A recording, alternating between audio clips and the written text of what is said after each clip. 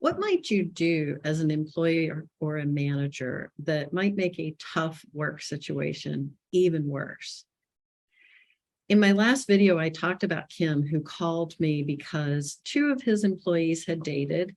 He kind of knew they dated, but he didn't know that we'll call Taylor had accused Tyler of sexual assault. So I talked about in that last video, I encourage you to go watch it, about some of the ways that we analyze the legal implications. But in this video, I want to get into what we did next. I'm Nancy Schick of Third Year Conflict Resolution, where we take a holistic approach to resolving workplace disputes exactly like this one. So we had talked about how because the sexual assault, or in this case, actually the alleged sexual assault, had occurred in the past, Kim didn't have, nor did his business have, any liability for the past circumstance. But what he needed to do is think about the future. And that was the hard part, because it brought a lot of fear of, should I be having these people work together? And really, he found himself being a little protective of Taylor and a little more judgmental of Tyler. So the first thing that we did in that context was talk about how it wasn't his role to be the judge. There had been no formal complaint.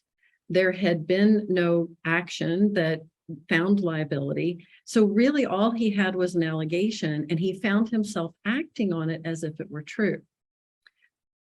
His role in this situation is to be the employer, and yes, watch for the risks. And I talked a little bit about how we analyzed that and looked at where he might create risks, not just in this situation, but for other employees. But in the context of what his fears were and quelling them and having him take more productive actions, we first reviewed his duties as an employer, and that includes treating both of his employees fairly. We explored some of his biases. He felt protective of Taylor in part because she was a woman. And he felt judgmental as a man against another man who had been accused, because he was thinking, how in the world could you do that?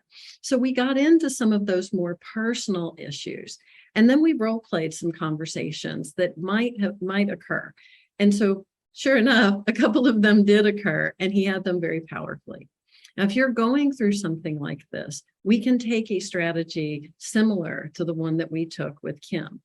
So if you're interested in doing that, click that button below and schedule a consultation. Also, make sure that you hit the subscribe button, because I have one more video on this particular topic. And in the meantime, keep listening with your third ear for the hurt you can heal.